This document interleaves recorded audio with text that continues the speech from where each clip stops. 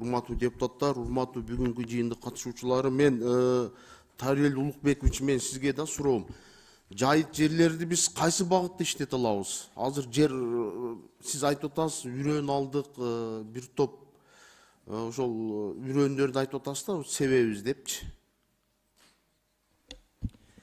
Биз айтып аткан үрөөн бул жайыт чөптөрү боюнча, чөптөрү боюнча. Анткени жана деградация деп атпайбызбы? Кунарсыз жайыт болуп баратат. Баягы бир жерге эле отуруп, малыбыздын саны көбөйгөнүнө байланыштуу ошол жана которуштуруп, жайып, анан деградация болгон, такыр болуп калган жерлерге чөп себүү, анан жана которуштуруу негизинде дагы кийинки жылы жакшыруу максатында айтып атам мен ушул. Анан дагы мен сизге айтып кетейин, мыйзам жагынан карасак, жер кодексинде жана жайыт жөнүндө мыйзамда жайыт жерлерди ижарага, суп ижарага берилбейт деп так жазылган, туурабы? Ошол эле учурда жайыт жерлеринин кыртышыны бузууга да жол бербейт, туурабы? Туура.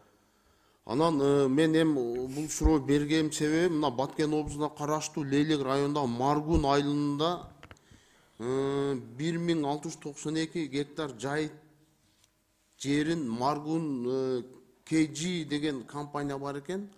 Ошолор жайыт жерди бузуп, жанагы ферулла деген өсүмдүктү айдашыптыр да. Ушул боюнча сизде маалымат барбы?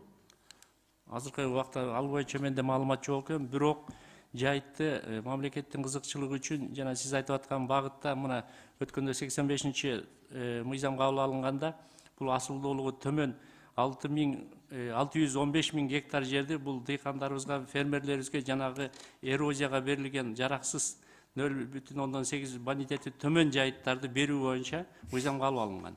Ал кайсы категорияда экенин, эмне негизинде берилген документтер боюнча тактап көрөлүк. Сиз ушул боюнча жазып алсаңыз, Маргун KG деген компания экен, азыркы учурда ошол 1692 гектар жайыт жерди бузуп, ошол жерге жана ферулла деген. Бул кайсы районда дедиңиз? Лейлек району. Лейлек районунда. Бул ферулла деген гүлдү азыр сентябрь айында казышат экен да. Бул ушуга мыйзам жол береби? Ушун мыйзамдуу жагында карап чыксаңыздар. Сиздерге